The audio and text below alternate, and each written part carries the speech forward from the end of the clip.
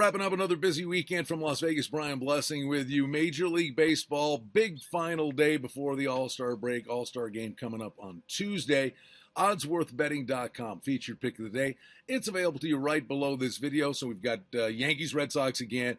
Wrap it up with the Sunday night baseball game, Pittsburgh and St. Louis. Pittsburgh, right there at the top of the wild card standings. But, of course, St. Louis having just another incredible season, and what a dominant team they are, especially at home. What we've been doing this week is really start to focus our attention towards football.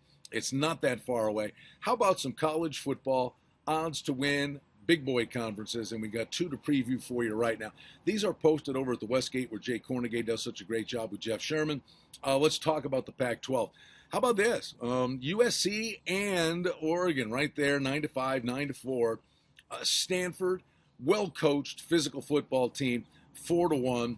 UCLA is at 4-1. Obviously, there's a program absolutely going in the right direction. But the balance of power in the Pac-12, the playing field leveled off an awful lot, with Arizona State at 7-1, Arizona 15-1. Cal's an electric kind of offense, but they can't stop anybody. 40-1 along with Washington, and Utah at 40-1. Utah, has to play Michigan in that first game of the year. So we'll get a little read on the Utes right out of the gate. Plus, we'll want to see what Michigan's going to do with Jim Harbaugh at the helm. But the preeminent conference in college football, it's the SEC.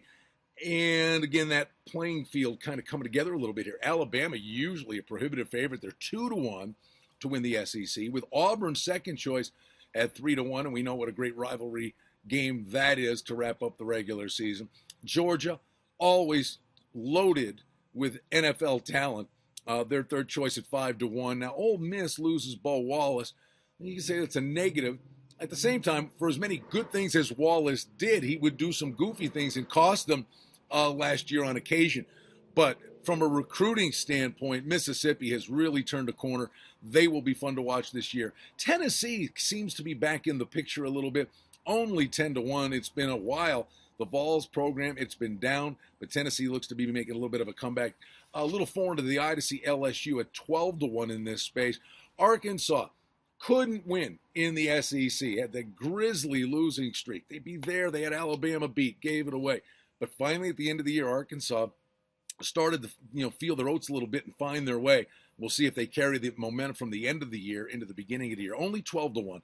Then we have Texas A&M at 15, Missouri's at 18.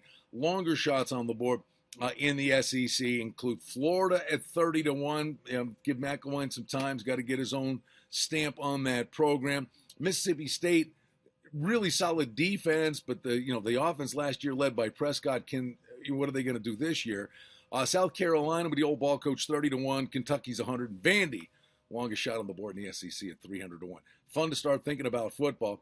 Fun to wrap it up with another weekend and wrap up the first half of Major League Baseball all day long. Oddsworthbetting.com, featured pick of the day for you right below this video.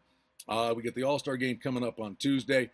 Football will be here in the blink of an eye. Brian Blessing in Las Vegas, back with you on Monday to get a brand new week started.